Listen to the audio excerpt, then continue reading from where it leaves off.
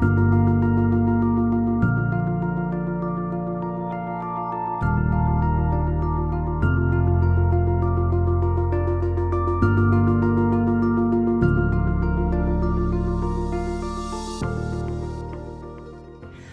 I'm Sam. I'm one of the fertility nurses here at Eve, and we also have the lovely Donna.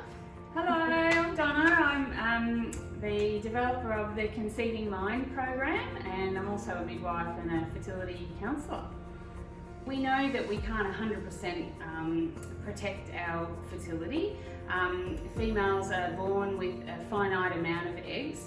There are some things that we can do to maintain health and well-being in our reproductive system, and those things are maintaining a healthy and active lifestyle throughout, maintaining a healthy weight, not smoking, taking drugs, some alcohol in moderation is fine, and just being aware of any chemical exposures that you might be exposed to, whether that's in your workplace or anywhere else. Generally, the recommendations are that if you're under the age of 35, then it would be fine to try naturally for around about 12 months. And if you're over the age of 35, then the recommendation is for 6 months before seeking some additional input. The difference in those timeframes would be if there's a known cause for infertility. So we know that someone has endometriosis, or someone has had cancer in the past, they have a lower AMH, we know that there's a male factor already there, or if we're looking at same-sex couples trying to conceive, then obviously those timeframes change, and it would mean coming and seeing a fertility specialist earlier, and as soon as you were ready to look at starting to create a family. This is a hot topic at the moment and is up for discussion in all realms in the fertility world at the moment.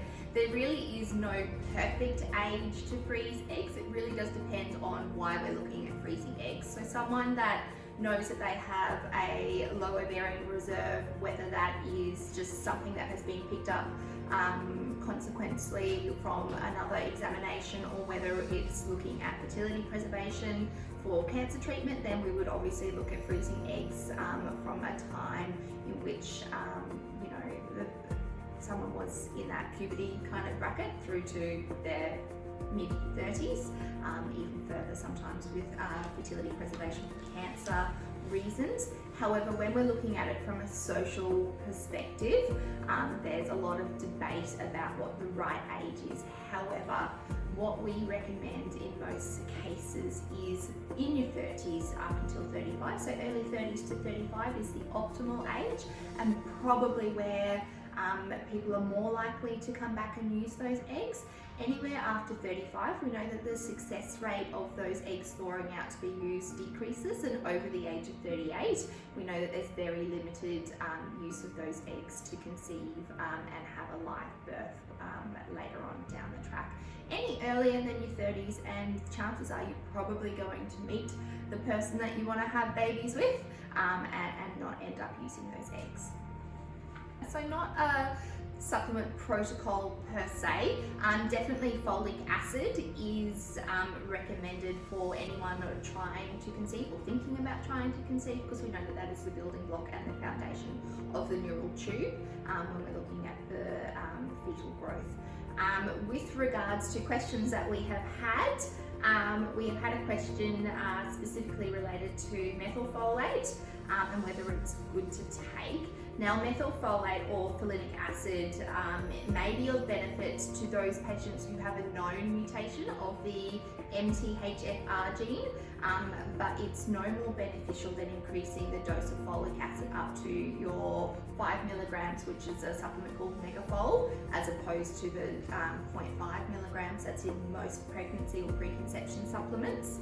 And is only really beneficial for those patients that we know have that mutation, or for those patients that are over the age of 35 and do have a higher chance of having a fetus affected by neural tube defects. We've also had questions with regards to iodine supplementation, and if a supplement only has 150 150 micrograms of iodine in it. Is it enough? And the dietary recommendation is for women who are trying to conceive or that are pregnant and or breastfeeding, is to have a supplementation that has 150 micrograms of iodine in it. So if you're taking a supplement that already has that in it, plus you're living a healthy lifestyle with a well-balanced diet that's full of fruit and vegetables and meats and all of that, then you're having that iodine intake that is suitable for your preconception conception journey. Iodine is very important for supporting the thyroid, and we know that the thyroid in turn helps to develop a healthy fetus. And there's also a question on omega supplementation for reducing inflammation. Now, omega supplementation is along the lines of your fish oils. There's no clinical evidence out there to suggest that they do help with inflammation within the fertility setting, and it's also recommended that we stop those supplements from our schedule 4 to 7 days prior to going for egg pickup, as well as they can increase the risk of bleeding following egg pickup. So if it is something that you are taking, it's not going to do you any harm, but it is important that your fertility specialist knows that you are on those supplements and that we're stopping them about a week out from our egg pickup. When people think about fertility, I think most people go directly to end-line treatment, which is IVF. But there's lots of steps along the way before we actually get to IVF, and IVF isn't in general what we suggest most people start off with. Depending on our reason for infertility will also help us decide what is our best course of treatment. So when we look at fertility, we look at male versus female. With male, we're looking at our sperm quality. With female, we're looking at our egg quality and our age, but we're also looking at our pelvic factors as well. So for some people, our fertility journey may start with surgery to address any pelvic issues that we may have, or structural problems that we may have within the uterus. So things like endometriosis, we may be checking fallopian tubes to make sure that they're open, and that may lead into other courses of treatment from a fertility perspective. Things like our ovulation induction, so that's using drugs like Clomid and letrozole, and telling patients when to have intercourse at the right time, through to super ovulation IUIs, which is where we give a small dose of FSH, which is follicle stimulating hormone, to only grow 1 or 2 follicles, where we then trigger and make the patient ovulate and do an insemination, which is where we inject sperm directly into the uterus and allow nature to take its course that way, and then we move on to IVF. Now, it's quite reasonable for patients who are wanting to look at those lesser steps first to do 3 to 4 cycles of each of those steps before we look at going down the IVF path. So whilst IVF may be the only answer for some of our patients, it's certainly not the only answer for all patients undergoing fertility treatment. Yes, it is safe to breastfeed whilst you're undergoing an IVF cycle. The drugs that we use are synthetic forms of hormones that are already naturally occurring in your body if you have your cycle back after you've started breastfeeding anyway.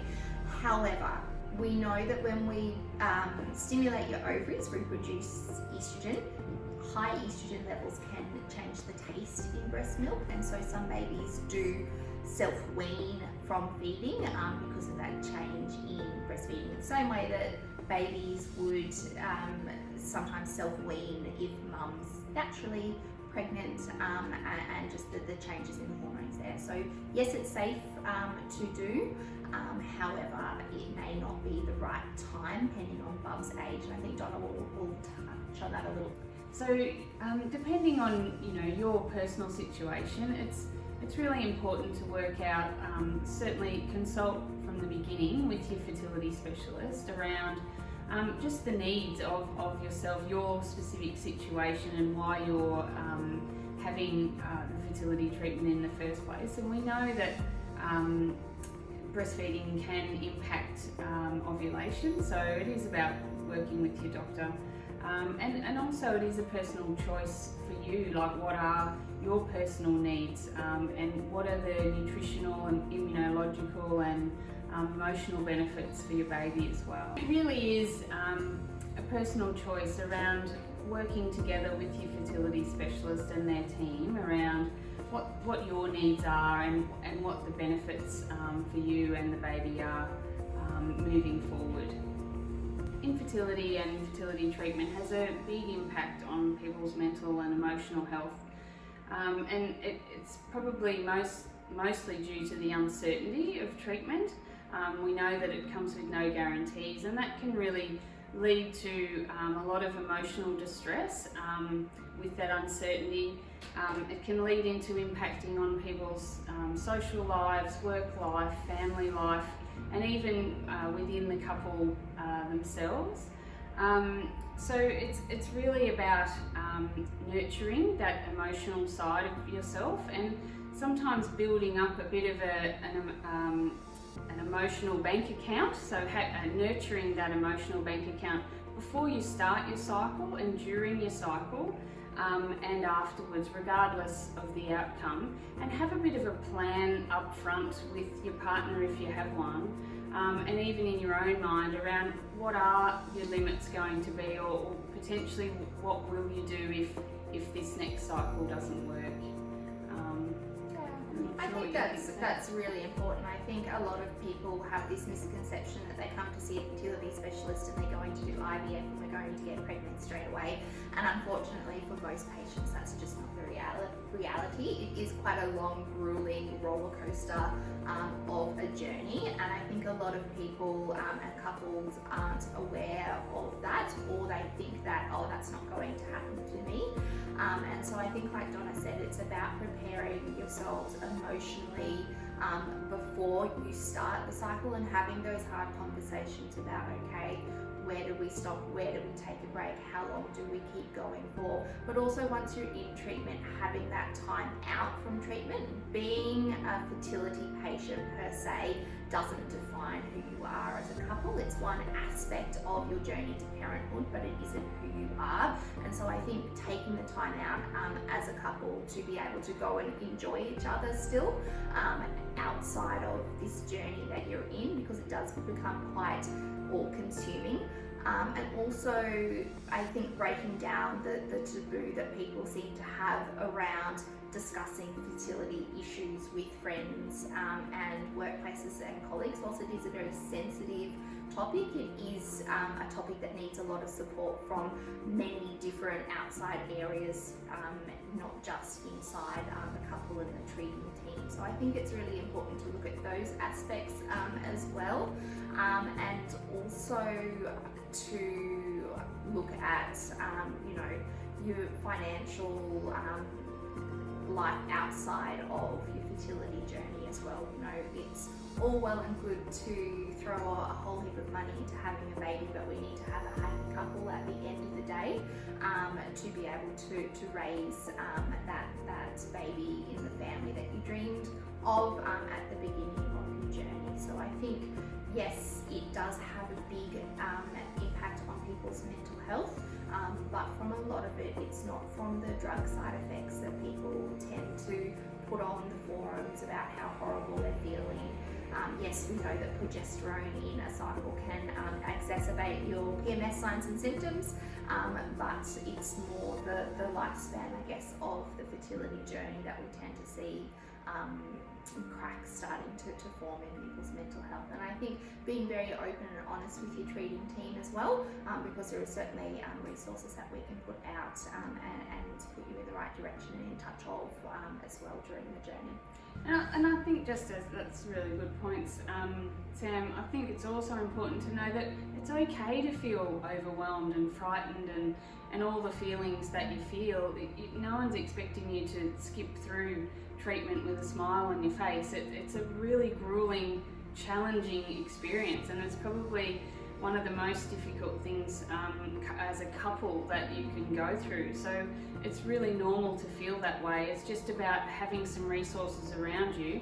The Conceiving Mind program is one of those, but there's also counselling available, whether it's just a great friend that you know is reliable, that's going to be on the end of the phone during a cycle, or just know what you need beforehand, I think, is the key, and build up that emotional bank account.